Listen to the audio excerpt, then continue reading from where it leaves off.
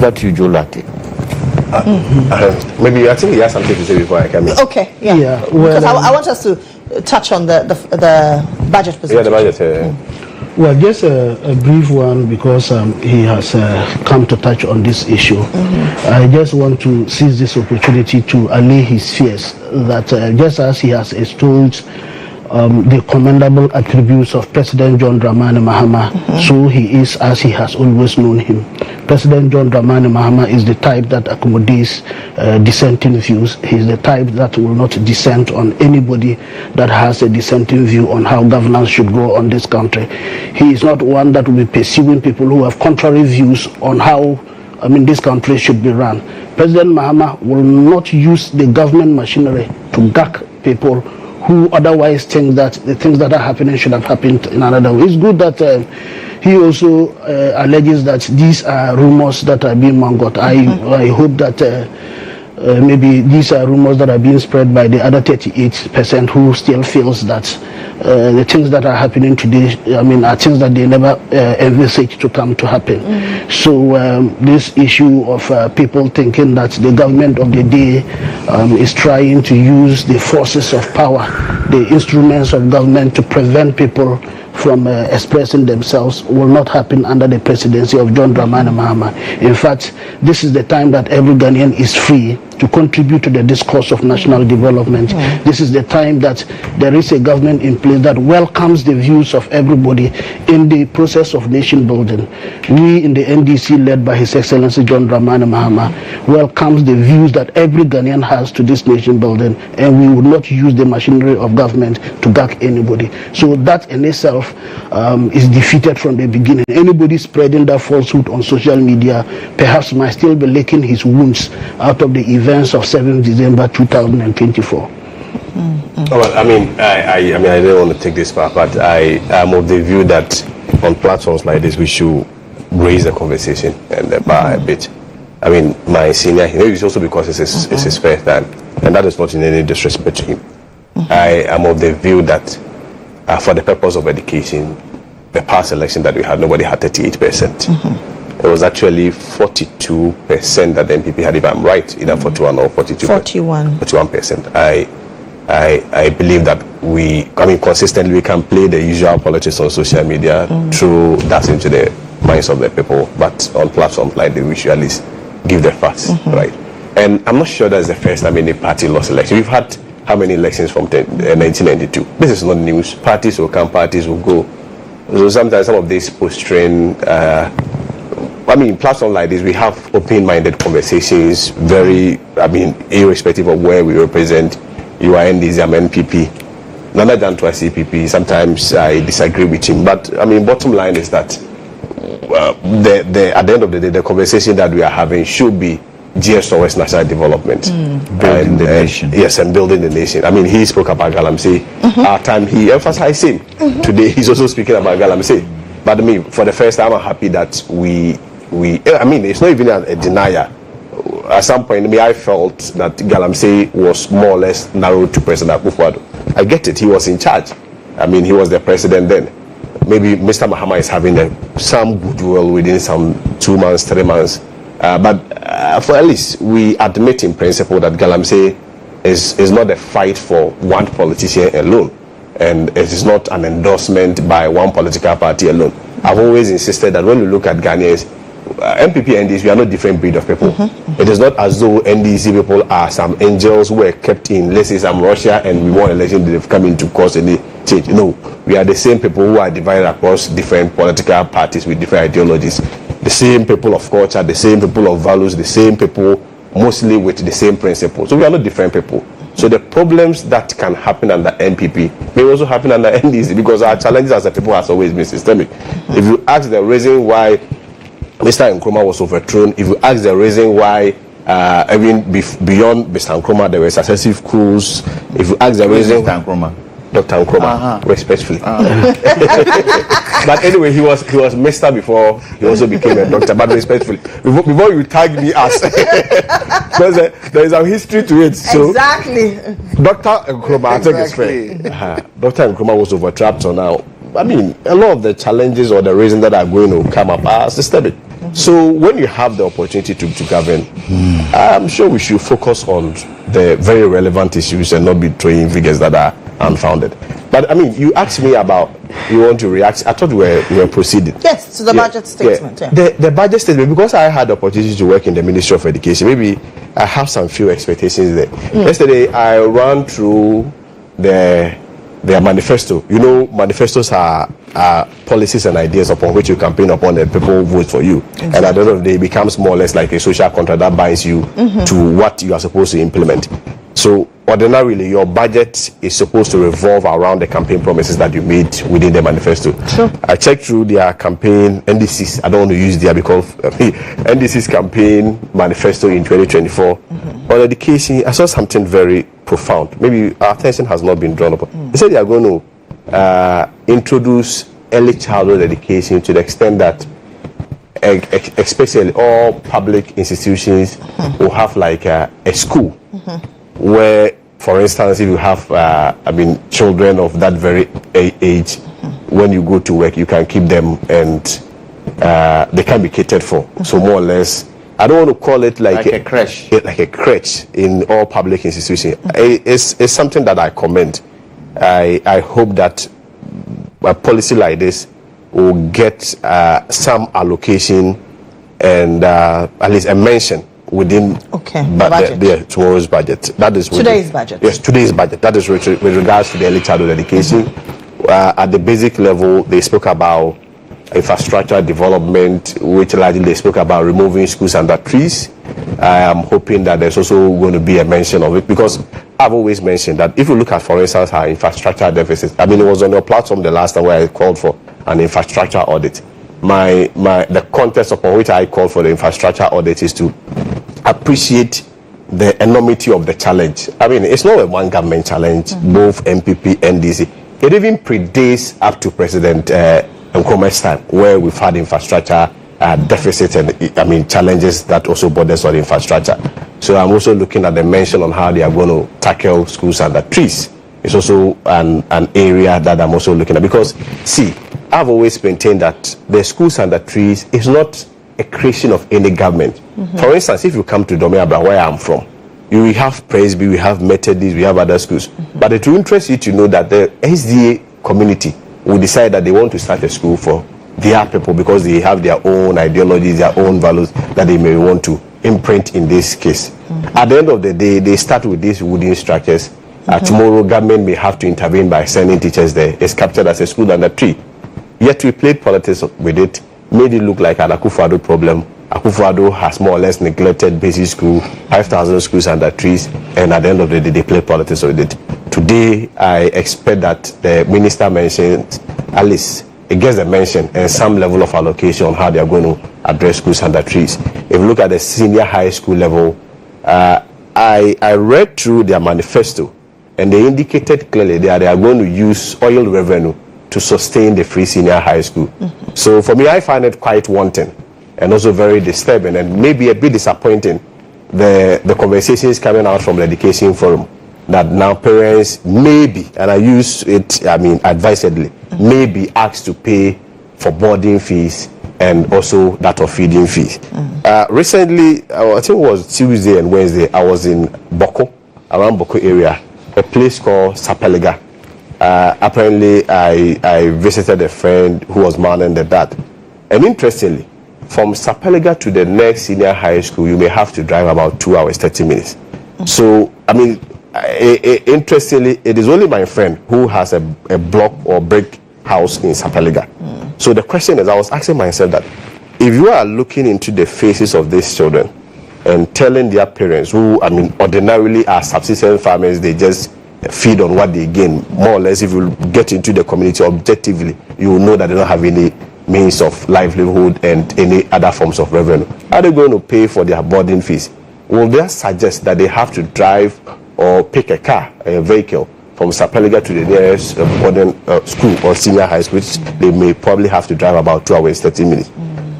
These are the realities. So when you are talking about education forum, I do not think you should restrict it to experts who have been necessarily been created by the media, because I don't want to mention it, but some of them their expertise, you may not have any certification to back it.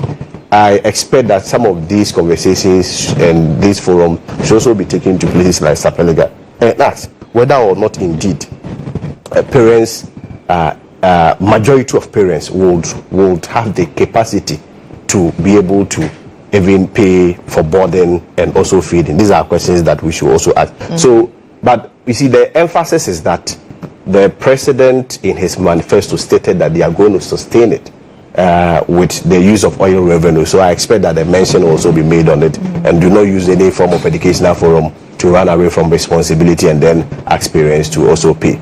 And I think when you come to also the tertiary level where I'm landing, if you recall during the campaign season, President Mohammed had emphasized that they are going to make first year students, they are going to pay their fees for them.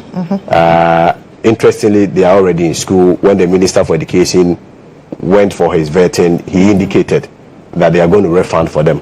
But I mean, the irony is that on one side, you say that training college allowance is burdening you. That is about 400 cedis, where 200 cedis goes into their feed and 200 cedis also goes to them to be able to cater for themselves. You said it's burdening you. But the U-turn that this government is making is that they say they then can pay for university fees, because university fees averagely we are looking at about 2,000, 3,000, even some of the medical students about 7,000. So on one side you are telling us that you are unable to pay for 400 cedis for College of Education and that they should be eligible for loan schemes. But on the other side you are saying that you are going to pay for university first year fees, which I felt is quite inconsistent. But bottom line is that, I mean, it's a campaign promise. The people believe it, the people expect it to happen. So I also expect a mention of it. And of course, when you're also talking about education, it's not only about, let's say, infrastructure alone, because you are looking at education, the key variables being access, quality, and relevance. How this government is going to use education as a fulcrum for achieving socio-economic transformation. Those are the areas that I'm looking at. I expect a lot of allocations, not just allocations. I mean, budget ordinarily will be allocations, but when it comes to commitment, government have to commit in also spending more in the area of education, especially if you look at the junior high school level, where for me has always been the weakest link in the education sector, and also the basic level. I expect that this budget, a lot will be covered there. Prosper. Well, thank you so much for the opportunity once again. Just quickly before I come to the issue of the budget and the expectations thereof, I think it's important that I mention that, you see, this issue of trying to use a sort of an emotional blackmail to let it look as though some other contributions are more nationalistic. In the first place, I mean, you were asked to make a discussion on education. It is you that opened the Pandora's box, talking about political fingers that are being pointed at the government of the day for somebody that is being gagged on the media. I mean, that one, you don't see it as raising the discourse or being nationalistic about it. So if I try to tell you that, look, please, this is not the nature and character of our government, this is not the nature and character of the president that is leading us today. I mean, I don't see how this one is dragging the discourse or making it much more political than being nationalistic. And then also, let me be very emphatic here that yes, the NDC and the MPP, we may both be Ghanaian nationals, but it is wrong to say that we are the same people. We are not the same people. We don't share the same ideology. I mean, we believe in the prosperity of the masses, the ordinary Ghanaian and every Ghanaian. We do not believe in using state resources for the prosperity of the few. We believe in ensuring that everybody's potential is on earth and everybody has access to the largesse and the resources of the state. We believe in ensuring that we lift our people out of the abyss of poverty and making them proud as Ghanaians, and that is what we are going to do right from this moment. Now on to the budget for today. Look, I think when he said we are the same people, my understanding was that we're all Ghanaians. Oh no, he mentioned that we share the same ideology. No, he mentioned it. He mentioned it. No, he said he mentioned it. It's a different ideology. So well, I just want to be emphatic here. It's the ideology. Yeah, so maybe to reinforce for our listeners to know that yes, I mean myself and him, we are both Ghanaians. That is true. Okay. we are people of the same nation. I mean, we share the same constitution. I mean, we are people of same culture. But we are insisting that we are not people of the same thought. We are not people of the same political ideology. In fact, our style of governing and leading this country are not the same. Our records are not the same. And everything speaks to that fact. Now, let me say that this indeed is the day the Lord has made. We corrected that a while ago. No, he has failed to correct. Well, at a point you had 38, so I am referring to that point that you had 38. And in any case, whether 38 or 42, the point remains that those who are still licking their wounds out of the bruises of the 2024 election might be those who are spewing, I mean, those falsehoods on social media. So that is what I want to insist on. And I come back to mention here that indeed this is the day the Lord has made. This is the day that Ghanaians have looked forward to feverishly. This is the hour that we want to raise our heads high, walk shoulders up once again as Ghanaians, that the time has come where His Excellency GHOne Dramani Mahama, President of the Republic of Ghana, Commander-in-Chief of the Ghana Armed Forces, through his very versatile Finance Minister, the Honorable Dr. Akufo-Addo, will present today the financial statement. That statement that is going to be the benchmark to leverage on to ameliorate the challenges that this country has been going through, particularly for the past 8 years, to lift the large masses of our people out of the abyss of poverty, to restore hope where there has been despair. That His Excellency GHOne Dramani Mahama, through this budget statement, is going to light a candle, place it at the pinnacle of the Flagstaff House, and that candle will lighten up, brighten up every corner of this country, even go beyond the borders of this country, to restore hope to those who had lost hope in our democracy, to bring back love where there has been hatred brewed by misgovernance or misleadership of this country, and to sort of restore some dignity to those people who have been living in humiliation, those who have been living in difficulties, those who have lost every hope in the processes of the leadership of this country. We are going to do a number of things, and first of all, let me state again that this is going to be the one of the rarest moments that the government of the day, within its first 100 days, is going to ensure that it walks its talk. It's going to ensure that it fulfills its part of the social contract to the people of the Republic of Ghana, who came out massively to endorse His Excellency GHOne Dramani Mahama and the NDC. He spoke about education. You see, when we talk about these crèche or preschools in public places, for instance, we have very large market areas where our mothers go there to trade. Sometimes they carry these little ones to the market because of the distance between where they are trading and then the educational facilities. Many of these children pass the school-going age and are still at the backs of their mothers, creating difficulties for their mothers in the markets and even security challenges for the kids themselves. So the government sees that, I mean, it's a good thing to ensure that we have such a facility close by such public places that mothers can easily leave their children there to be learning while they have the ease of time to do business, I mean, for the prosperity of our country.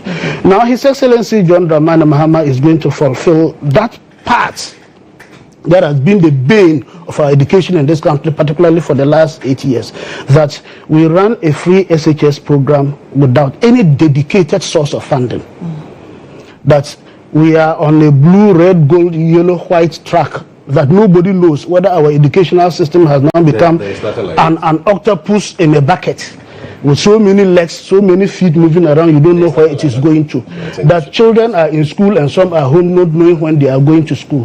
That many of our senior high school children or people that have gone through this system, I mean, I can say that quite a number of them today are suffering to treat stomach ulcers because of the atrocities that have been meted out to them. How do you substantiate that? I've been teaching in the senior high school for the past 10 years now. We know we carry students to the hospital. You have data to back what you're saying. I am telling you what I have encountered personally as a teacher at the senior high school, as a housemaster who carries students to the hospital, and what we get at the end of the diagnosis, that these children have suffered hunger. These children have suffered unfair atrocities because the government had failed to plan, because the government has subjected them into that state of hunger. Look, the things that we sit on air and say, maybe just to embellish what is happening, create flowery language. They are not the things that are on the ground.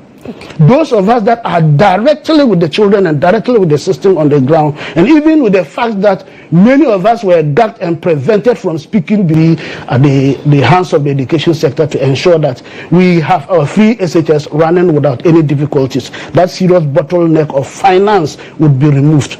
And you see, per the estimates that are presented by the Minister for Education, we need about the excess of 3.6 to 3.8 billion annually to fund the free SHS. And then on capping guest fund alone will release to us, a little above 4 billion Ghana cedis. So, and then the legislations are going to be made to ensure that the free SHS is put under get fund. Laws are created to back it and make sure that funds flow every year to fund the children in school, that we provide the textbooks for our children in school. That the good news here is that, look, if you are a young girl who have had difficulties in procuring your sanitary pads, your monthly sanitary pads, you are a young girl that has suffered the humiliation over all this period because you have difficulties in procuring that, hope has come. Your father, His Excellency GHOne Dramani Mohammed, the President of the Republic of Ghana, today has come to say that no young lady in Ghana should suffer that humiliation. We are going to provide free sanitary pads to all our girl children in various schools to ensure that they do not have difficulties when it comes to the period to discharge what nature has bestowed upon them. We are going to ensure that the promise we made about free tertiary education for disabled or Ghanaians living with disabilities, challenges, we are going to ensure that that comes to pass in this budget. We are going to ensure that the textbooks that these children have not gotten for a number of years, that a new curricula has been introduced with nothing to back it, we are going to provide to them. So the educational aspect of it, and look, the other good news here for teacher and nursing training trainees, please do not accept any propaganda going around that the President, GHOne Dramani Mohammed, or this government is going to cancel teacher and nursing training allowances. In fact, we are coming to make it much more robust. We are coming to ensure that we do not accumulate arrears. As you see, I want to be careful not to assume the role of the finance minister. Okay. But just to tell you that, look, these are things that we have promised the people of Ghana, and then we're going to ensure that it comes to pass.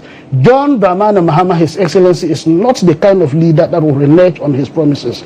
He weighed himself very well. He knew the capacities he had to deliver. We have been able to assess the difficulties that we have come to meet, and we have been able to see what are the areas that we would be able to block to ensure that there is excess funding within the system to fund some of these things. So the Ghanaians should be rest assured. Ghanaians should have hopes that today the finance minister is going to deliver that. Several parts of this country have listened to young people. We sit, we move together, we share thoughts together. One of the challenges that young people in this country, particularly young men, is how government has all of a sudden decided to dip its long hand to betting wings that young people struggle to get. His Excellency GHOne Dramani Mohammed is saying that that will be the thing of the past. We're going to kick off that nuisance tax. E-levy is going to be the thing of the past. That, Ghanaians would. But how are we going to make up for the shortfall, the deficit? Well, you see, number one, we are going to ensure that we put a ceiling on profligate funding. Expenditure. Profligate expenditure. His Excellency President Mohammed, you see, let me come. He's laughing, but you see, that is how it has been in the days of Noah. When he was warning them about they were laughing just like he's laughing. He will get drowned by the prospects of the budgets that are going to come out very soon. His Excellency GHOne Dramani Mohammed will not be flying in a 5-star hotel, a hotel with wings. That will provide some excess funding. Yes, President Akufo-Addo was flying planes that can be likened to 5-star hotels. If you want to bath in the air, what else is it? See, we are going to ensure. Look. Please. Let me express myself. When it is your turn, you express yourself. When you were speaking, that is not for you to determine. You see, this is the kind of intolerance that your government has had. That is why they kicked them out of power. This is the kind of intolerance. Please, it is not for you to determine what is local and what is international. Let me express myself. When it is your turn, you express yourself. You see, in the first place, His Excellency John Dramani Mahama has demonstrated leadership by reducing the number of ministers from 125 to 56 now. And he promised 60, so he still has the chance to appoint 4 more ministers in addition. Do you know what that means? Over 60 V8 vehicles. I mean, let's just say one is about, over $100, $100 US. About 60 of them have been spared. The amount of money that we spent on these ministers have been cut down.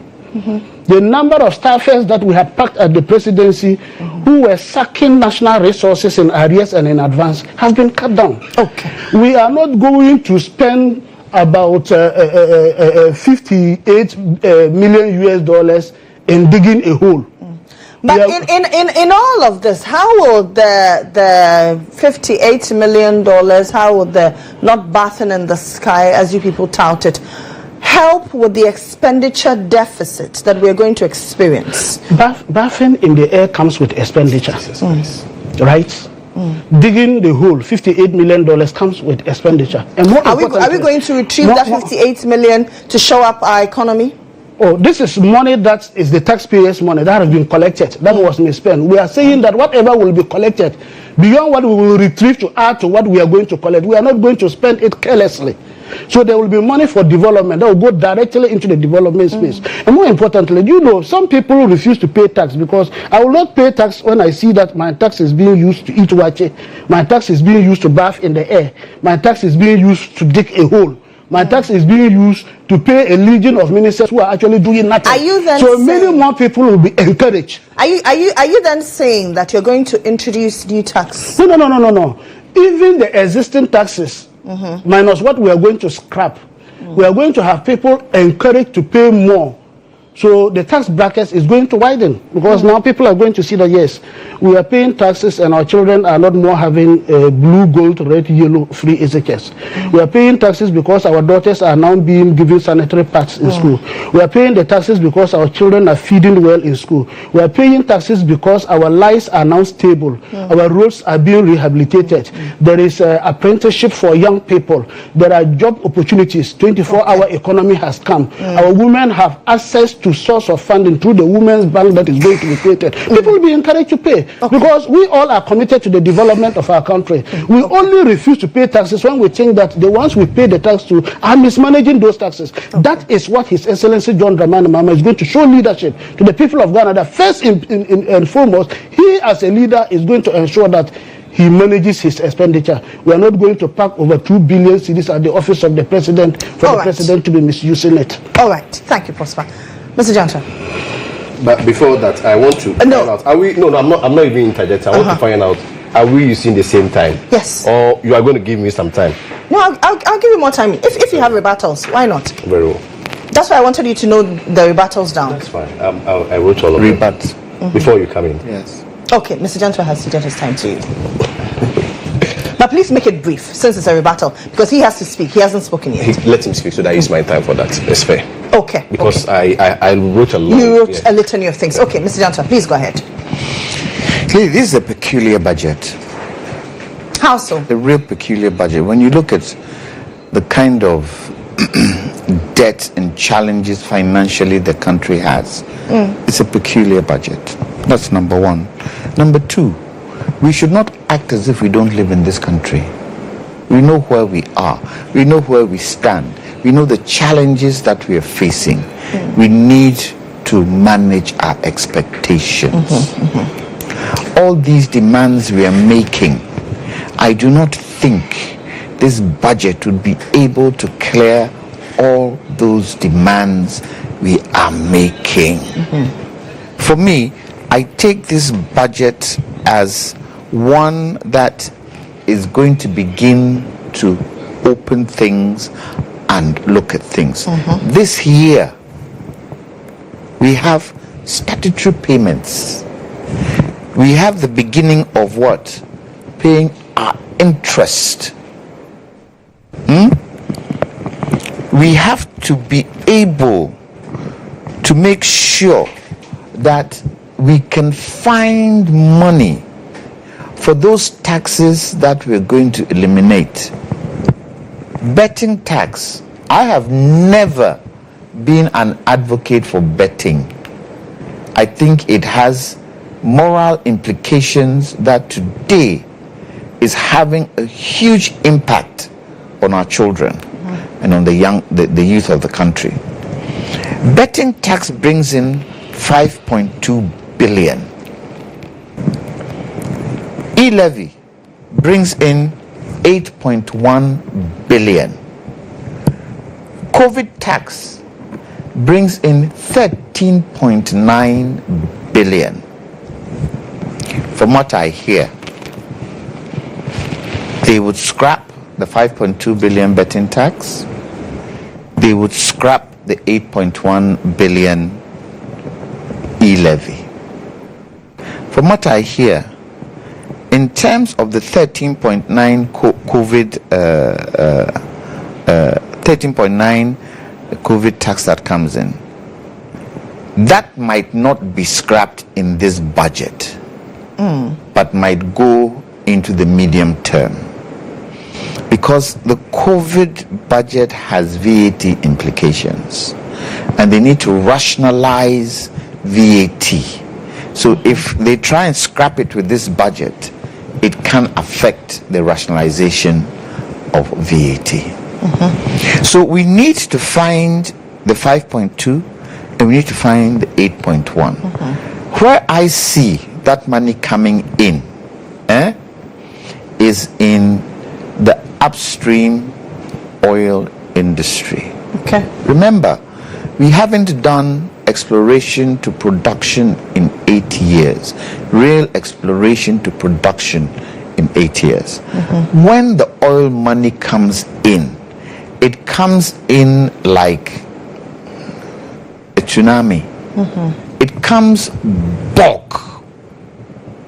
You can use that money to do a lot of things. So I can see, because President Mohammed did indicate that we are going to go full-scale offshore oil production and invite companies in, rationalize our oil and gas module to make sure that when the companies come in, they stay.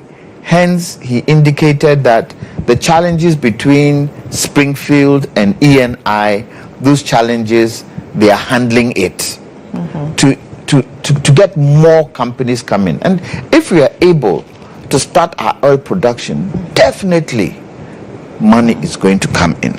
I expect to hear something with regards to expenditure cuts and where they are going to cut expenditure. It has to be those kind of cuts that have an impact. I expect waste to be handled, how they are going to curtail waste, not only with presidency and ministries, but also with SOEs, how the waste is going to be cut for us to be able to earn enough money. Listen, we have a 721 billion debt to pay, and that interest we're going to start paying, and also that the primary amount also has to be paid. Look, going forward, the Heritage Fund is a 15-year fund. It comes into operation 2026. I think the Heritage Fund has about $1 billion in it there today. However, you cannot spend the primary amount of that fund. You can only spend the interest. And I'm sure they would make provision for that interest that we would have in terms of the Heritage Fund, which can help handle some of these areas. Now, Kwesi talked about the education system and how we can finance it. I have said, and I'll continue to say, let's go down the route of Botswana. Botswana has used its oil revenue, its diamond revenue to invest in education alone. We still use part of the oil revenue to fund education. There are 4 priority areas the Revenue Management Act allows government to choose from the 13 in that act, to choose 4 areas. And we've always chosen education. The challenge has been that because of free SHS, in times past with the previous government, instead of the 4 areas that are chosen, instead of being able to put the money equally to the 4 areas chosen, they have tended to use a lot of the money for education, where the other 3 too haven't been able to get their full share of it. Sorry? I want to understand that point again. So, there are 4 priority areas in the Revenue Management Act, and the monies that are taken for those 4 priority areas should be equal to the 4 areas. But it's happened that the money hasn't been equal. It has heavily been invested in education instead of the other 3. So the other 3 now get limited funding. So sometimes it's roads, sometimes it's infrastructure, sometimes it's education, sometimes it's those 4 areas. Yes. So the other areas are starved of that. So I believe, even if we say for the next 3 years, we are going to use the oil revenue to make sure that we get the education system right on point. Use all that money to invest in education, get the infrastructure in, get the STEM school, everything on point, whilst we recover from the cap of the GET fund. And then gradually wean ourselves of that massive money that we do put in education, and let the others take over. I believe, and I keep saying, the system that we are running, where GHS get truncated, those who can't now move over to SHS, so get truncated and are thrown on the rubbish heap. I think we should look at that system, because that system is not helping those who aren't able to make it. So the vocational schools, mango selling. What I tend to do sometimes when I'm driving around, when I see somebody, a young girl hawking, I buy 20 CDs because I see them walking all along, and it's hard work. Yesterday I saw a lady, middle-aged lady, with mangoes on her head, and she was, hawking. I stopped and I said to her, "Hey, this your work is very difficult." You know what she said? Yanko school. Your we never went to school, and we have children to look after. So what can we do? So you find there are people who are really suffering. So I bought quite a lot of her mangoes.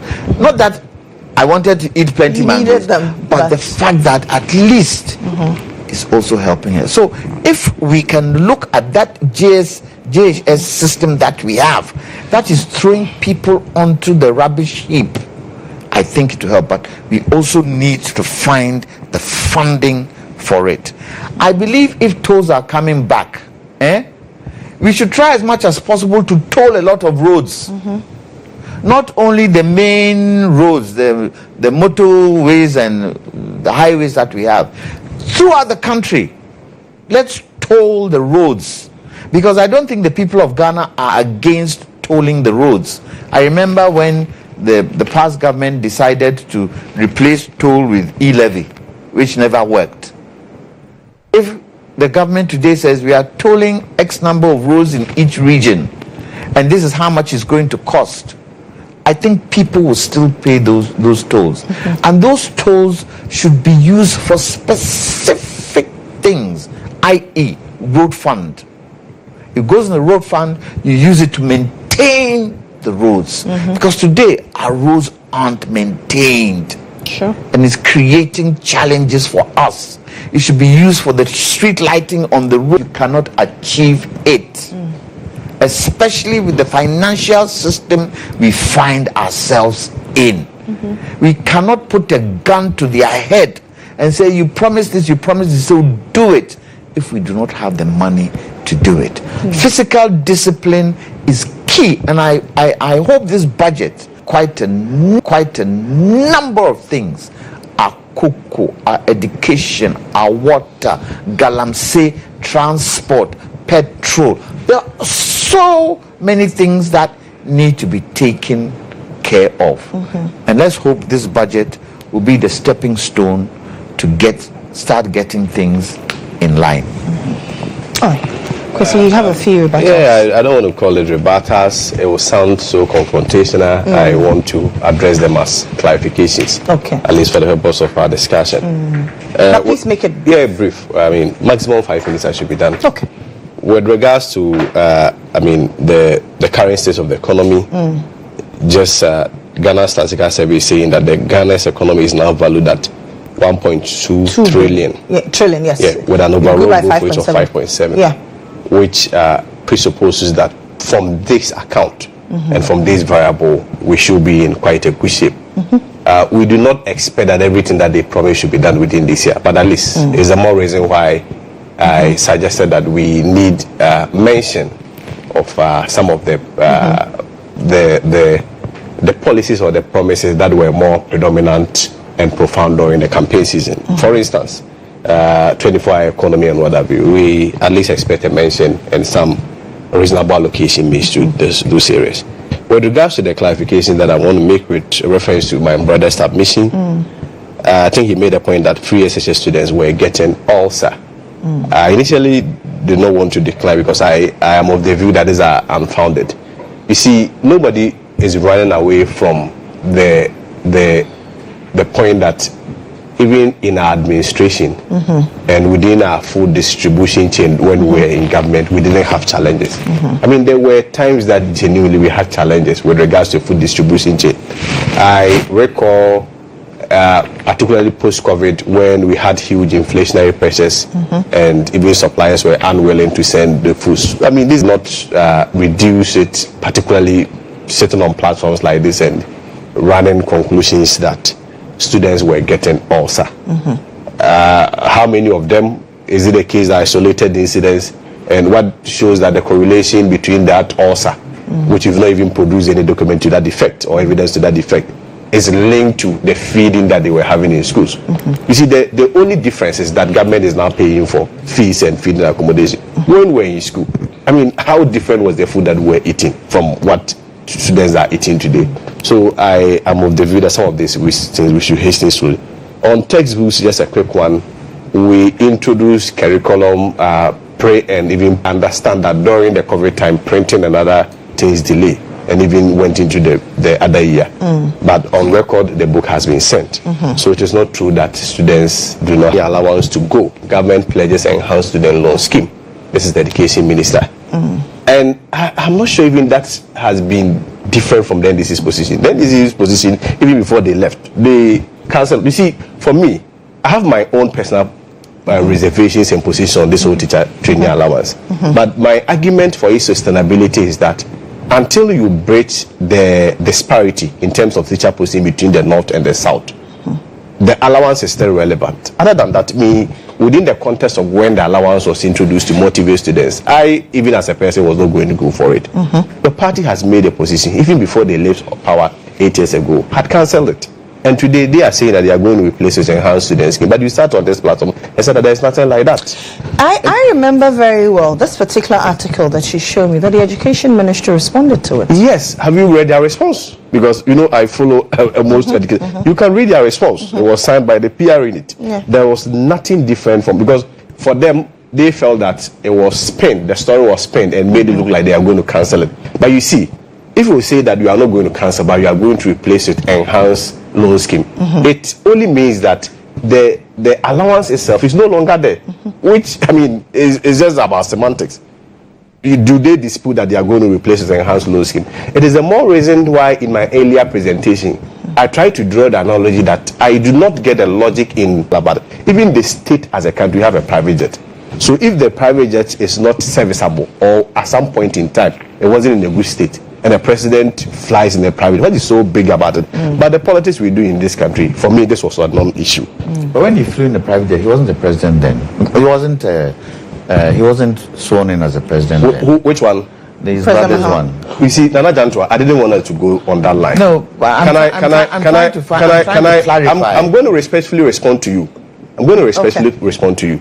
So, the state jet, if it gets to a state where it is not serviceable or it is not in good condition or is undergoing maintenance and the president has to travel, are you suggesting that he's going to use an economy or what? I don't think we should be playing politics with some of these things.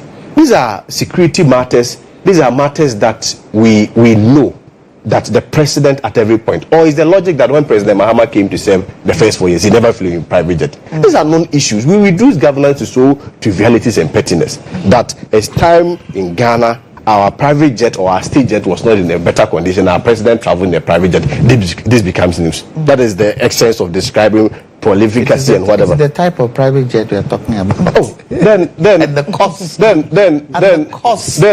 as well, President Mahama should be using economic class. But this logic, President Akufo was flying KLM British Airways first class. Nana Danquah, per your logic, today, when President Mahama is traveling, he should fly KLM and let's see. But he flies the. When was that? He flies the Ghanaian plane. Akufo-Addo's time, what was the state of the Ghanaian plane? You see, you sit here and Do you always know what play the state was? Do you know what the state was? We were told, but did you know? As Ghanaians, did we know what the state of the plane was? No, tell me what it was. The state was that he couldn't bath inside. The state was that he couldn't travel to Europe. He said he couldn't bath inside. Come again, what did he say? He couldn't travel afar. That was what we were told. And he needed servicing, right? So why didn't we service it? So at that time, why didn't we service it? No. Nana Danquah. It is the amount. I'm going to press hard on you. I've always been very charitable. I'm going to press hard on you. Please, was President Akufo-Addo flying the Ghanaian jet at some point? He used to fly it until it got to a stage where it wasn't serviceable. Where did he fly it to? No, are you suggesting that the 8 years President Akufo-Addo never flew it? Did he fly? He was all flying. Tell me where he flew it to. No, I'm not the one to do your research for you. You should know better. You are laying claim that all his 8 years he was flying private. It is the cost. And I'm saying no. Don't deviate it. Don't miss the two. It is the cost. No. Don't miss the two. It has nothing to do with the cost. The time he was flying those private jets, the Ghanaian plane could fly, but they told us what? He couldn't. He could. Let's stop this. Who told you that? Let's stop this. Who told you that? We're not aviation experts. Can I? No, it's my presentation. It's my presentation. Can I proceed? I'll allow you. Please, can I proceed? Can I proceed? Please, we have reduced governance to trivialities. How? Let me proceed. To the extent that you get Nana Danquah who pretend to be neutral, and they gave evidence on many occasions when President Mahama also used private jets when he was in office. On that account, you never mentioned it. Wrong. When that is wrong. It's wrong. But you couldn't until I brought it out. Both are wrong. There is nothing wrong. I'm telling you that there is nothing wrong with anybody flying private jets. It's a triviality. Let me proceed. The cost. Mr. Gemfa, please allow him. Directly at me. I am saying that. But for the political hypocrisies that we have been demonstrating and the trivialities that we have been so measuring upon, if a president is going to execute any state functioning or represent us anywhere, and it becomes necessary on the advice of national security that our private jet is not serviceable at that moment, and for that matter, he has to use a private jet, there is nothing so wrong with it if it has to do with President Mahama or President Akufo-Addo. Indeed, President Mahama, before he was voted out, he used to fly private jet. According to the same Dominic Nitiwood, that never became an issue. President Akufo-Addo used private jet, and the whole world is now, coming against him. So I expected that Nana Danquah, as neutral or as honest or as nationalistic that he is, when he pointed out Mr. Akufo-Addo for flying private jet, in the same way, you should have also highlighted that there was also a time that Mr. Mahama also flew private jet. And I am saying on authority, there is nothing wrong with a president flying private jet. There's nothing wrong. Now let me proceed. He also spoke about appointment of lesser ministers. When you ask him about how they are going to make room for the shortfalls in terms of the revenue shortfalls, he spoke about that, the fact that they are going to appoint, the fact that they have appointed ministers, lesser ministers means that they are going to. You see, that is very simplistic and unsustainable. See, if you look at all these ministries, they are all being mined by civil servants. Let's assume hypothetically that you have about 100,000 civil servants. These ministers, let's even say they are 100. Ordinarily, you've been able to reduce 40. It does not necessarily mean that those civil servants who occupy the ministries are not going to be paid. Again, for instance, let me give you one other scenario. You didn't appoint deputy ministers, but then you appointed presidential staffers in charge of the ministries. How different is that? And there is no correlation between a lean government and not spending in excess. There is no correlation to that. It's just a simplistic analogy that we run. That because I did not appoint, let's say, 80 ministers, it presupposes that I'm going to cut expenditure. No, because a minister is just one person. The fact that I do not appoint a minister for, let's say, Ministry of Information, that is one person, does not necessarily mean that if I'm going to spend as a state, my spendings in maybe, let's say, the Ministry of Communication is going to be less. So it's just a simplistic analogy that they've run that, well, we've appointed the most leanest government, and Abu Jinapo proved them wrong. That first of all, it's not the leanest government, it's just about nomenclature. Instead of calling them ministers, they call them presidential staffers and give them designations. But that is not even my point. My point is that... And you have data to back what you're saying? That they call them presidential staffers. Oh, they are... President Mahama appointed presidential staffers inside of the region. But, I mean, you're talking about the nomenclature. So you're I'm saying that, yes, I mean, that appointment has been made. I don't know whether he gave to the regional secretaries or his NDC regional secretaries or the... I think it should be the secretaries, but I will need to confirm. But I'm saying that. Exactly. But I'm saying that on record, he has appointed presidential staffers in charge of the regions, which, in other words, because this is even a record on Parliament, a record of Parliament where the Honourable Abu Jinapo even where I treated it in Parliament. So it is not a speculation. It's a matter of fact that those appointments have been made. So first of all, it is not even true that they appointed the lean government. If you want to take the holistic nominal figures of all the appointments that they've made, it is not even true that they have appointed a lean government. Secondly, you say it is not sustainable. Secondly, secondly, there is no correlation, assuming even without admitting that they've been appointed a lean government, there is no correlation between a lean government and reduced spending. There is no correlation. It's very simplistic and sweeping. But the point I want to land on is that, see, if you tell me that you are going to recover $58 million, which, I mean, as that now is an allegation, people are going to be interrogated, prosecuted, and then if, let's even admit, are going to recover it. Are you suggesting that that is the sustainable way of making up for the shortfalls? The NDC government should be able to prove to us the sustainable way of making up for the shortfalls, unless of course they are trying to run away from responsibility by throwing in these political jargons. When we recover this, you came in power, people were facing prosecution, they delayed prosecution, people were facing prosecution with snakes about $17 million, 271 million claim at Cocoa Board, 450 million at Bank of Ghana. You withdrew all those matter spending. So if we are to go by the precedent that you've set, the logic is that you are not going to retrieve anything. So when we are asking you for sustainable ways of making room for the shortfall, you should be able to tell us. Again, they also spoke about, I think and I'm even landing, he spoke about the double track. You see, contrary to the impression that the NDC has put into the mind of the Ghanaian, double track is rather a blessing. How? You see, double track was the only innovative response that is able to make sure that there is access and at the same time also there is quality all over the world. As soon as we increase access, the consequential effect is that quality reduces. And so that is the ordinary expectation of a lot of people. But the point is that through double track, we use double track as a game changer to be able to defy gravity or to be able to defy the odds.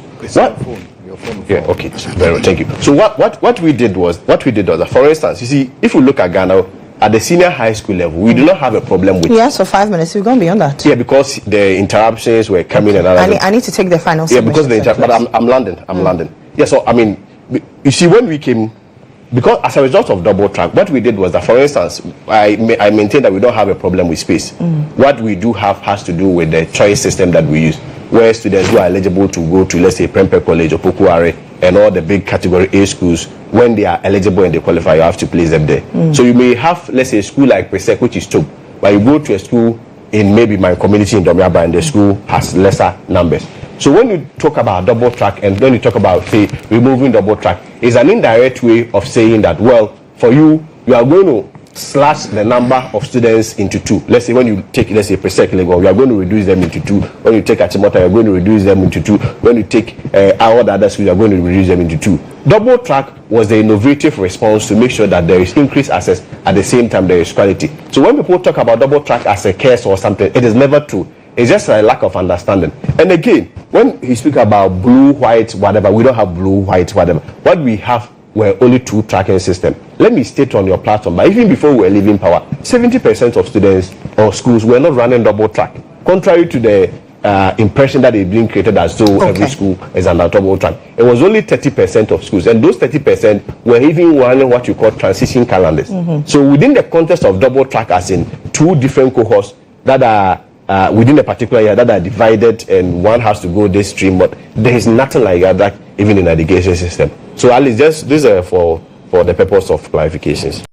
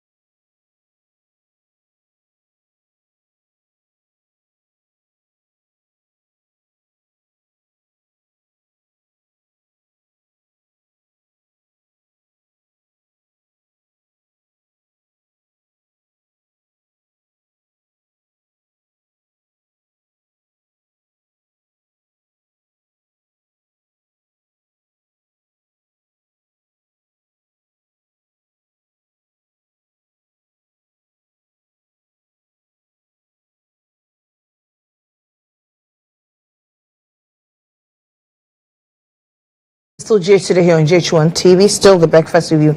My guests are still seated. My guests, Kwesi Kwarteng, Kwame Jantua, and Prosper Ire. Earlier, Kwesi Kwarteng was speaking. Prosper and Kwame Jantua will have a chance to speak to it briefly, and then we can wrap up the show. They interrupted me, but I won't interrupt them. Please, please don't, so that we don't drag. Prosper, please let me allow you. You see, a few minutes because we're out of time. It is important that we know that we do not have to massage the truth in talking about our economy, the state of our economy, the progress of our political events, because some people's egos will be bruised. I mean, we in the NDC are not going to behave like crybabies. I mean, continuously crying about the poor state of the economy that we have inherited. We just feel that it is our duty to let Ghanaians know that this is what we have come to meet, and this is what we are going to do to kind of salvage the situation. You see, you mentioned that, I mean, Ghana Statistical Service said that the economy is worth 1.2 trillion with an outlook of 5.7 growth outlook and those things. Yes, it is the same 1.2 trillion that cities worth of an economy that a few weeks back could not pay charges to WAEC to release Basi results. It is this same 1.2 trillion economy that delay in recurring payments is normal. My brother, even Nana was you there, indicated that you will not interrupt when I'm talking. No, but those are normal things. Why do you keep on? Recurring expenditures are normal. There are delays in payment. Nana left us up when she was a minister of education. Don't do this. Anyway, it's fine. Please allow him. Let me go ahead with my submission. You see, I want you to know that the cry that Ghanaians had about Akufo-Addo's profligate spending related to his flying across this globe with, as I indicated, 5-star hotels with wings. It's not just because the president was flying in a presidential jet. The president was being insensitive to the plight of Ghanaians at that time, that we could not get money to fund our free SHS. At that time, that we could not feed our children in basic schools. At that time, are you in a position in government? Please, I mean, Kwesi Kwarteng, stop this. I mean, when you were talking, I had a lot of things to say. When I kept crying, government. Please don't do that. Please don't. Yes. At the time that President Akufo-Addo was renting those jets and flying across, he gave the presidential jet of Ghana to the president of Liberia, who flew that jet together with him for climate change conference in the United States. So if the president of Liberia could fly in that jet, what prevented Akufo-Addo from flying in the same jet? The defense minister came and told us that President Akufo-Addo could not fly in that jet because, I mean, he's not even able to take a shower to freshen up in it. And for that reason, we should pay more for our president to freshen up and bath in the air. This is what we're saying, that we are not going to countenance. President Mahama will not countenance that. And President Mahama has given directives to reduce travels by public servants, appointees of his government. Reduce the number of delegations, unlike President Akufo-Addo's time, that they could carry a whole classroom of people. I mean, for simple climate change conferences, where other nations were presenting a delegation of 5-10 thereabout. My brother, let me be very frank with you. Maybe you were sitting in your comfortable office at the Ministry of Education and see in that stage, like a rock that is in the middle of the ocean, you don't know how the sun is burning outside. Those of us that were in the classrooms with the free SHS students, those of us that encountered them every day, we know that what you have espoused here is the very direct opposite of what was happening on the ground. There are times that children had to enter into agreements amongst themselves. You go for lunch, I go for supper, this one goes for breakfast. I am telling you, this is the reality. So if Kwesi was at the ministry and then they were being fed with whatever data. I don't know where they had it from. Please, this is what was happening on the ground. Which school did the children enter into agreement? Which school? Please, I am telling you that this is what was happening on the ground. Mention the schools. There are several schools. I can't name all of them. You see, please. I'm not the one to teach you your way. The guy is lying. Hold on, Kwesi. I don't like what you are doing here. You lie on TV and I'm asking hold on. Are you what is your standard for determining what is a lie? I told you that I was in the classroom. Which school? But you've not given us evidence. That what? That I wasn't teaching. Which school? No, that I was not teaching. I was teaching at the. But if you say you were teaching and you're making claims, yes. He who alleges must prove, right? And that is what I have told you, that 10 years as a teacher at the senior high school. Which school? Drama. Stop the drama. Which school? 10 years as a teacher at the senior high school. Are you unable to disclose the school? No. Well, anybody listening to me knows that I was teaching at Ahmadiyya Senior High School in Wa. Okay. But I am not saying that this is the incident that particularly happened in that school. I am telling you that this is what headmasters who had the temerity to come out to complain were held before people like which school? And dealt with. No, he should mention it. Please. You are not the one determining the pace of this discussion. Hold on. I have told you the school I was teaching in, and I told you that I have been in the senior high school for 10 years. Okay, and I am saying, Prosper, yes. And you are saying that the incident that you are speaking on happened at the Ahmadiyya.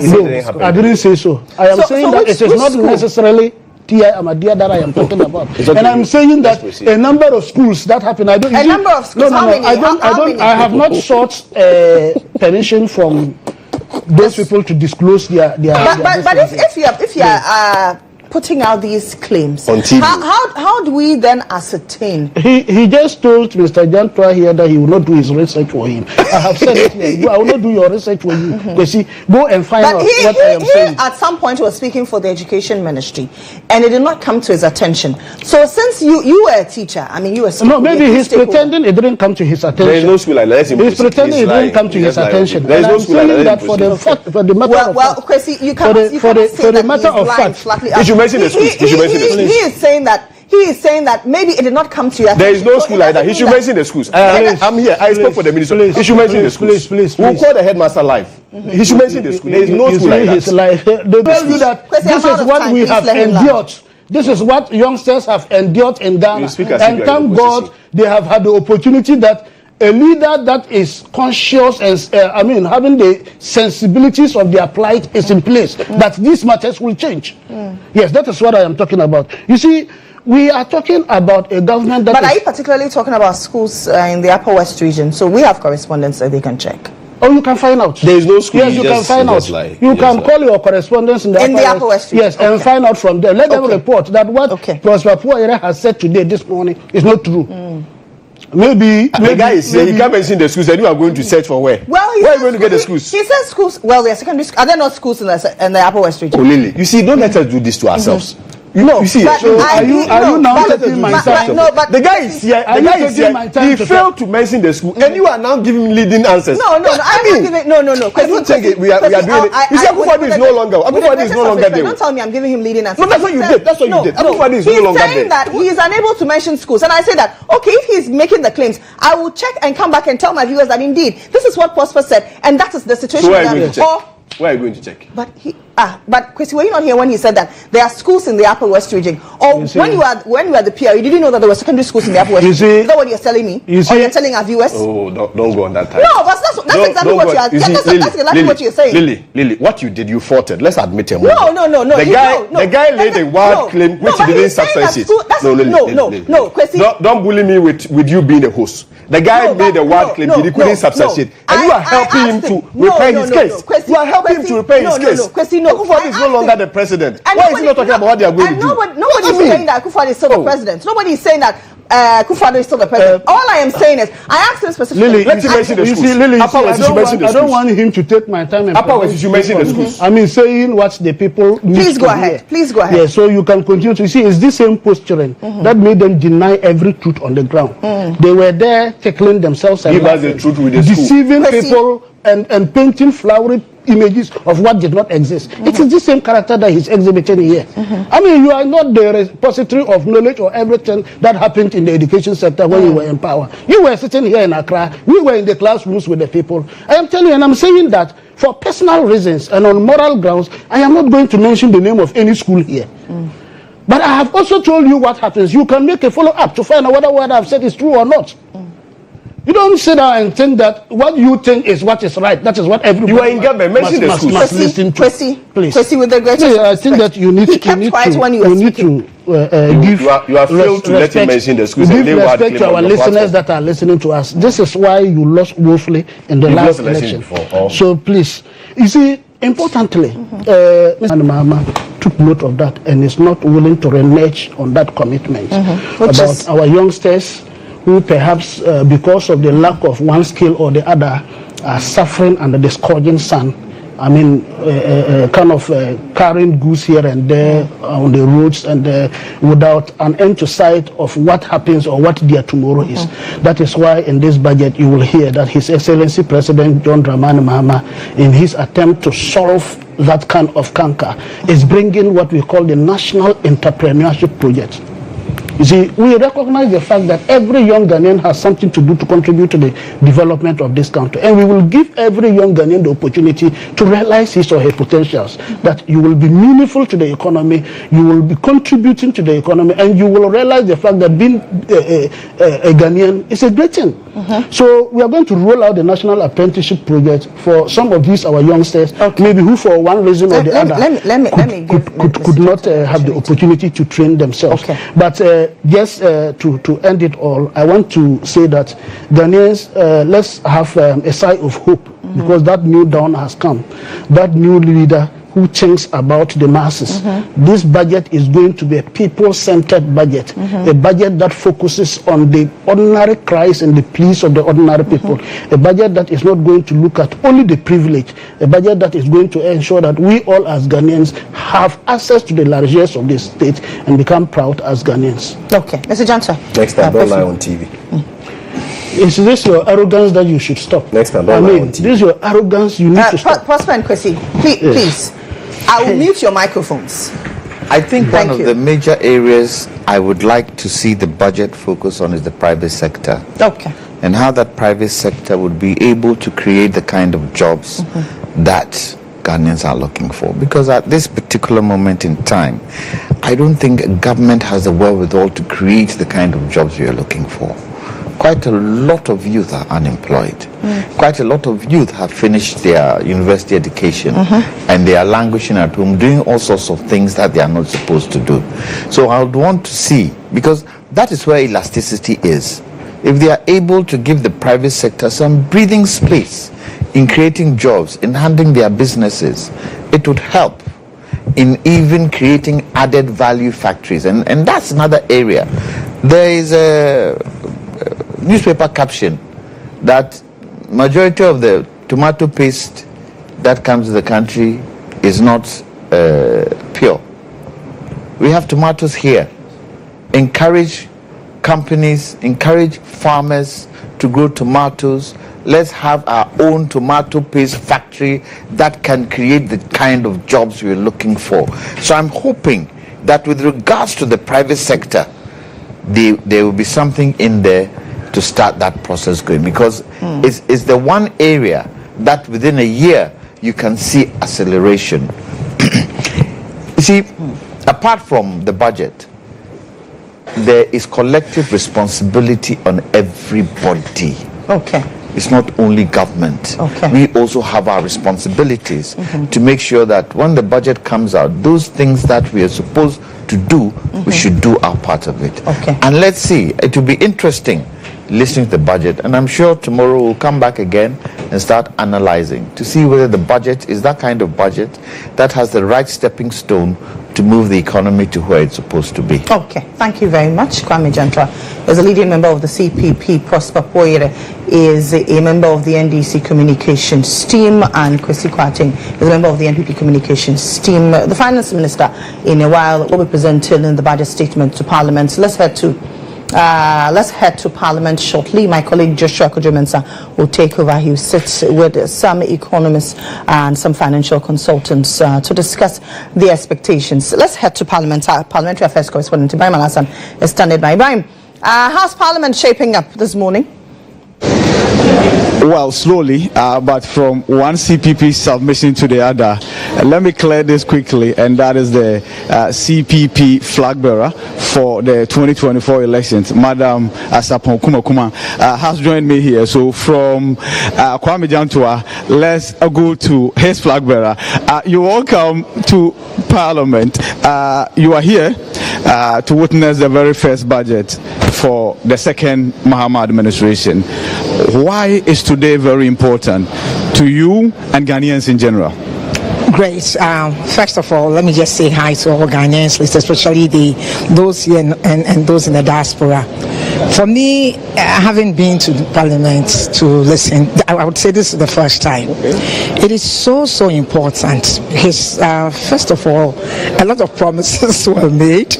I know, having been in the position as the flag bearer, I had ideas and I knew exactly, studied the system where Ghana must go and why Ghana is where it is. That if we don't move from this import-led economy to the next level, which was started but within the first governance, we are still going to be where we are. Now, I read that e-levy is out, COVID levy is out, but there's some other, I think 3 of them. Betting tax? Betting tax is out. Betting tax I can understand. E-levy, COVID tax, COVID, we didn't know why we should have continued. So I want to find out today where the income will be coming from, what systems will be put in place, what else is going to be done to ensure that the youth of this country have access to funding, no matter what happens. Are we going to still maintain the status quo of the farmer having to go with the hoe and cutlass? What are we going to do? What's going to happen to the young people on the streets, the hawkers? What system do we have in place? That is why I'm here. I really want to understand, because for me, CPP, we had a solution, okay? So now that's 24-hour economy. We all know that's a vision. But what steps would result in a 24-hour economy? That was not properly discussed. So I want to be here to find out to the next level. That's why. And I believe that every Ghanaian should be interested. We should all be interested because the promises were made.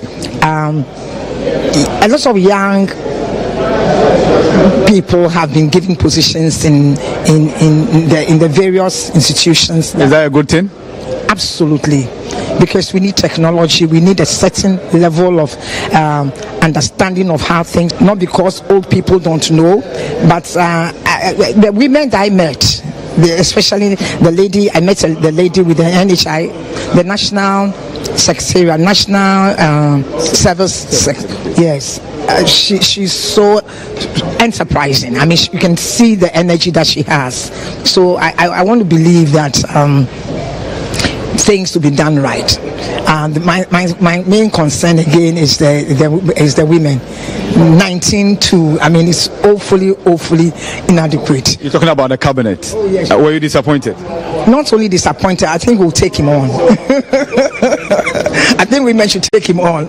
Okay, so because this one is not, it shouldn't have just been his discretion.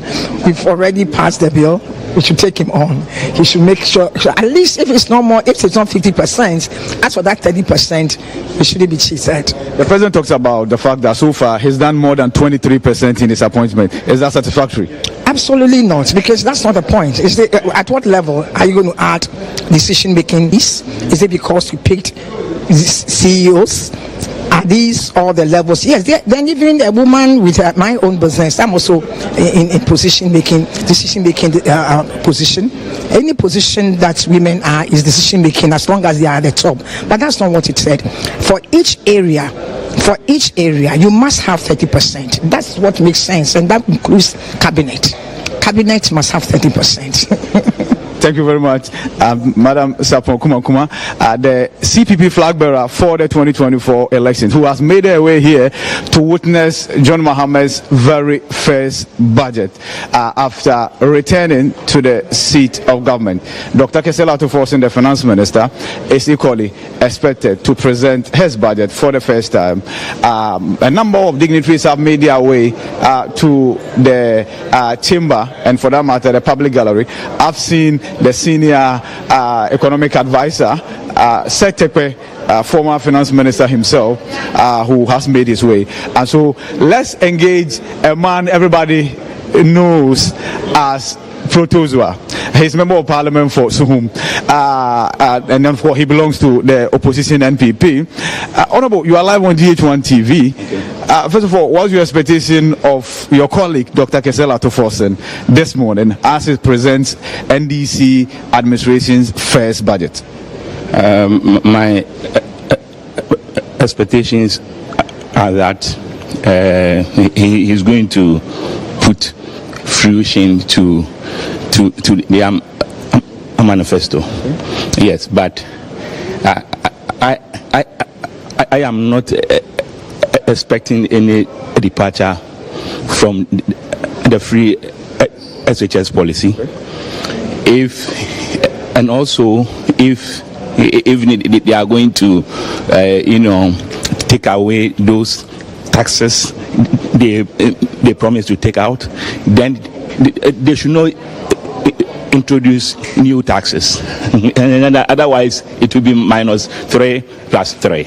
So if you are going to take them out, then there should not be any introduction of new taxes to impoverish our people, to deepen the already situation that we are in. That much, I don't expect any drastic changes in the presentation of the budget. Now, with that said, no new taxes fulfill the manifesto promises.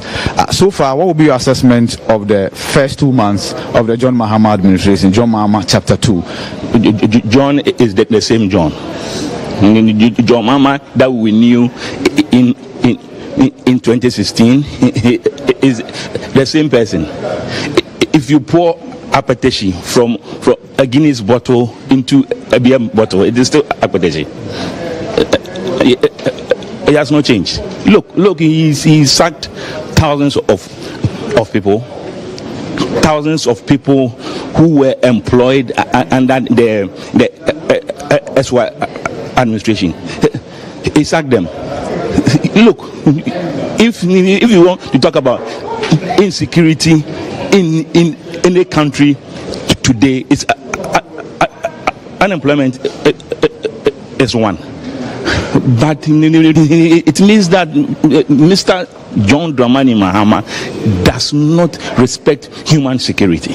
Human security, you are talking about employment, you are talking about irresponsible mining, you are talking about hunger, you are talking about financial challenges. And if you come to power and the first policy you implement is to touch the human security of the citizenry, then you are helping to contribute to the already existing human security challenges that we have. So I'm saying that the problems we have as a country now is problems made in Jubilee House. All right, thank you very much, Honorable Asiedu. I have that's Member of Parliament for Suhum. I have Honorable GHOne here, Member of Parliament for Okaigwe South. Parliament for Suhum. I have Honorable GHOne here, Member of Parliament for Okaigwe South. You live on GHOne TV. We were in your you live on GHOne TV. We were in your constituency to do Voters Connect. In your constituency to do Voters Connect. You were very confident of victory. Subsequently, you are here today. First of all, how has it been for you? First few months of being in Parliament, representing the good people of Okaigwe South. It's been good so far.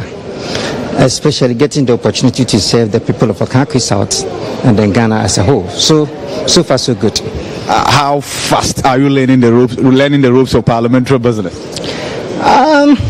It's new and it's a bit slow, but we are trying to adjust and we are ready to learn. So we are in the learning process. You're a businessman.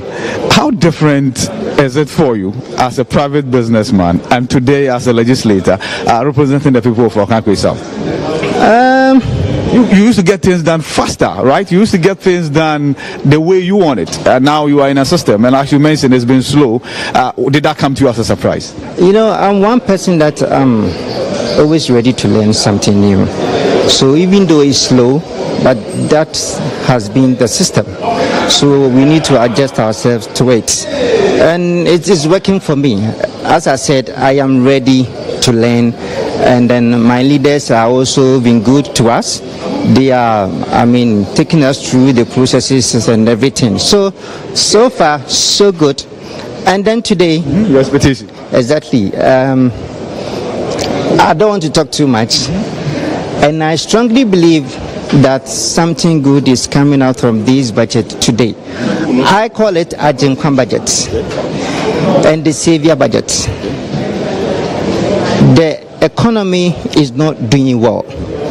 I know His Excellency John Dramani Mahama and then Honorable Akufo-Addo and his team, they have all the solutions that we need as a country to move forward. So something good is coming. So let's hold on. After budget, we will talk. Thank you very much, Honorable GHOne. That's Member of Parliament for Okankwe South. We're still coming to you live from Paris. Typical per convention, we'll have caucus meetings on occasions like this to decide on how to, for instance, heckle the finance minister during the presentation, as to whether to heckle him at all, or the banners to display, the placards to weld, among many other things as well. So that caucus meeting has taken place, and then also find a name that should be slapped on the presentation. The majority members usually who have a lot to lose and they have a lot to protect as well. Let's engage the Member of Parliament for Bolibamboy and also Deputy Minister for Lands and Natural Resources, Alhaji Yusuf Sulemana. You are live on GHOne TV. What should we expect today from your government? First of all, let me say good morning to Ghanaians and to assure them that today they are going to see a budget that is for everybody, a budget for all Ghanaians, a budget that is pro-poor, okay? Not a budget that is skewed in a manner that just a few people will benefit. So this is the people's budget, okay?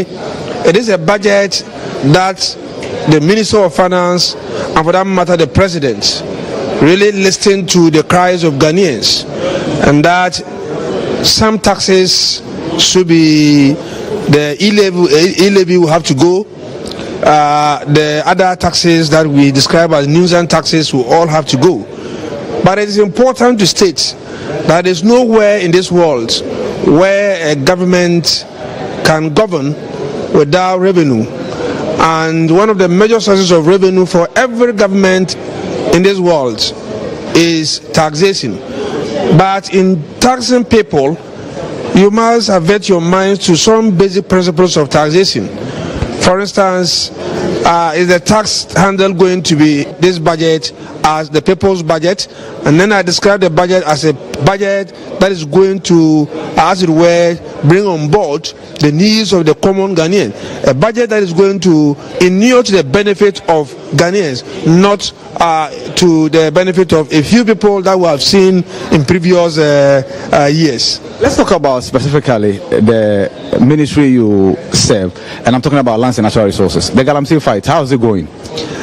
Again, let me say that the Galamsey fight, if you listen to briefing from whether Lands Commission, from what is it called, Minerals Commission, or even from the Forestry Commission, and you are not careful, you throw your hands into the air and begin to feel that it's a battle that will not be able to achieve. But I can tell you, all all that we need is leadership.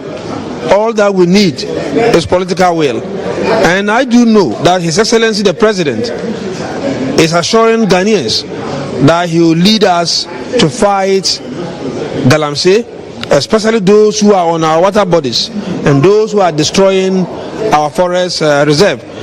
Once you have that political will, my brother, all we need is to engage appropriate stakeholders, and together we'll be able to save our environment. Together we'll be able to save our water bodies, and that for me is very, very crucial. There's a demand for you to declare a state of emergency. Do you think that's the way to go? If you listen to stakeholders, industry players, I think that is what most of them are suggesting. That when we have gotten to, if we are not careful, look, for instance, yesterday we were told that if we are not careful during this rainy season, some rivers like River Pra, Danquah will get flooded, and the water may get into communities and begin to create a flood for us, like we've seen in Volta region. Is that what we want? And so some people are suggesting that why don't you put a state of emergency in place and see if you can even dredge some of these river bodies so that the water can take its natural course and flow. And so for me, yes, we are discussing, and I know that the minister at the appropriate time will make the decision as to whether there should be some suspension or some ban or some state of emergency whilst we find a lasting solution to this menace. Thank you very much. Alhaji Yusuf Suleiman, Member of Parliament for Bolibamboy and also Deputy Minister for Lands and Natural Resources. We're still coming to you live from Parliament, awaiting the presentation of the very first budget of Finance Minister Dr. Akufo-Addo Forsen. And talk about the fact that, yes, indeed, there will be some taxes introduced, but those taxes will be targeted. They will not be targeted at the floor members or the working class. They will be targeted at the rich, those who earn more, and just so they can equally pay a bit more to cushion the poor in the community. But of course, those taxes that are described as nuisance taxes will go. Let me engage Honourable Member of Parliament for Mensia North. Yes, Honourable, let me engage you briefly. You would want to have an ease, moving out of the crunch economy that we had. Moving out of the crunch economy that we had in the last 4 years. The global economy wasn't all that good, and it affected Ghana. We all understand that. But promises have been given. We expect that these promises must be fulfilled. What I don't expect is another lamentation in the budget, first and foremost. And secondly, just as their General Secretary then and their National Chairman now said, that they cannot give any reasons as an excuse for not fulfilling the promises that they made. Because for each of those promises that they made, they actually knew what the economy was at the time, because they always spoke about the economy on the floor. They had the numbers, they had the figures, they knew where we were, and still went ahead to make these promises. They made a promise, they broke it. We put pressure on them, they are trying to rescind by terminating and revoking appointment. Yes, so we don't want them to do that again, for us to come back here and debate them before they rescind on some of these things and bring them. So my expectations are that let them fulfill those promises and let us see how they are resetting Ghana, what they're supposed to have told us they are going to do. Thank you very much. The former Deputy Minister and also Member of Parliament for Mensia South are waiting. Then Mensia North. Yeah, Mensia South used to be Napo. I know anymore. Mensia North. Yes, he succeeded Collins, also Amankwa. And so we're still coming to you live from Parliament, taking reactions from members of Parliament and then ordinary Ghanaians and then members of the diplomatic community who have made their way here. Doc, let me engage you briefly. You are live on GHOne TV.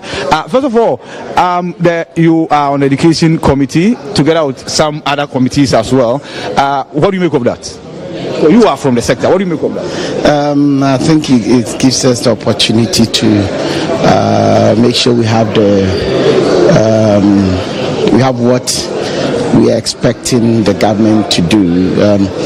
As opposition, we are here not just to oppose, but to make sure we have good governance, we have a good returns on investment for the people of Ghana. We're expecting to see some taxes removed. The good thing I'm seeing, if you look at the new report that came from the Statistical Service showing of a growth of about 5.7, which is, that means the NPP government has really done well, is a good ground for the NDC government to continue.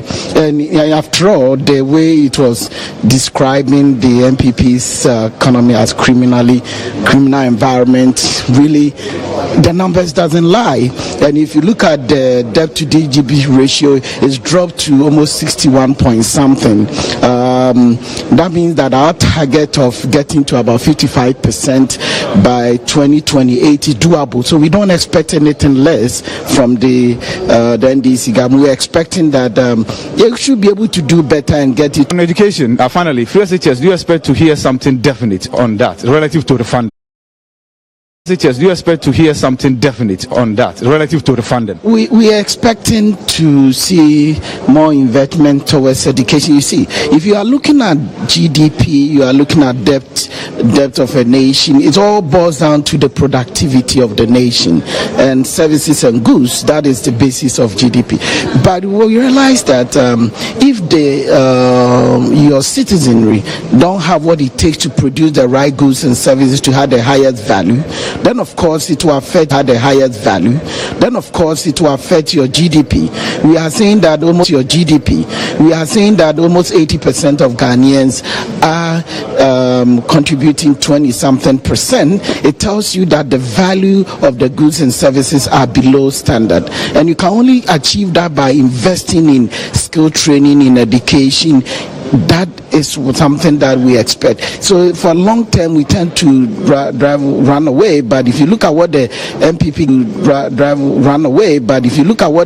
MPP government did, was to take a bold decision to start off with free secondary education, which covers both grammar and technical education, and it's huge. The government had talked about making sure that we can create skills that people can have job outside, even within this country. It adds value to what they get. It brings foreign exchange into the country, foreign investment. So I'm expecting that there should be a huge jump in the amount of money that will be committed to education, both from the lower primary level all the way up to tertiary level, especially making sure that we can sustain the free secondary education. So for me, I'm looking at education as a whole spectrum. I won't cut out anyone, and I want to see a jump or tripling of the funds that have been committed to TVET. Since independence, it was only the MPP government that invested so much into technical and vocational education, and it's never happened. Now everybody is talking about TVET. In fact, I've looked at the sonar of His Excellency Mohammed over the past years. You realize that he never mentioned STEM or technical and vocational education. It's the MPP government that brought it to light, and now they can talk about it. So we in the opposition, or we in the minority, will make sure that we sustain the gains, because definitely MPP will make sure that we sustain the gains, because definitely MPP will be coming back to power. But we don't want to slide. We want to sustain the gains, so that we can build this nation. We cannot continue to be playing last or being at the end of the spectrum. We want our youth to be able to stay in the country and to help develop. We don't want to stay in the country and to help develop. We don't want our talents to go out of country. You know, it took one person from South Africa to be changing the United States. So if you can, we also can keep one person in Ghana to change our narrative. So we want to sustain the gains that Akufo-Addo had invested in education. Because your constituents are watching, I want you to introduce yourself to them. So I want to see a lot of things going on. If you come to Offense North in the Ashanti region. It starts from what we call Nkwankwa all the way up to Afrancho. I had put some vocational infrastructure in my community. I want to see this infrastructure completed. I don't want to see them hanging, because that will cost us more by leaving them for another government to come back to. So I'm proud of the people of Ofori-Atta for giving me the opportunity to represent them here. So in terms of representing, I'll make sure they are well represented, their voices will be heard. And one approach we'll be doing is that when during the recess period duration, I'll make sure that I engage them, get them to understand what is going on here and what is happening here, and some decisions that I'm taking on their behalf. Then I, of course, will take more information from them. I want them to contribute to every decision that I take on the floor. Thank you very much, Doc. So that's Member of Parliament for Ofori-Atta North. Bringing this particular segment to an end, I will return to the studio, and of course, I'm sure some discussions will go on in studio. As and when it's necessary, I will return here, engage more people, awaiting the arrival of the Finance Minister, Dr. Akufo-Addo, to present his maiden budget for the Mohammed administration 2025. Before today, the NDC has been operating with the budget that was, and of course, mini budget, of course, approved by Parliament, the 8th Parliament before its expiration. After today, of course, there will be debate on the content of the budget. The estimates will be referred to the appropriate committees. Approvals will be given, after which the appropriation bill will be passed, assented to by the President, becomes an act.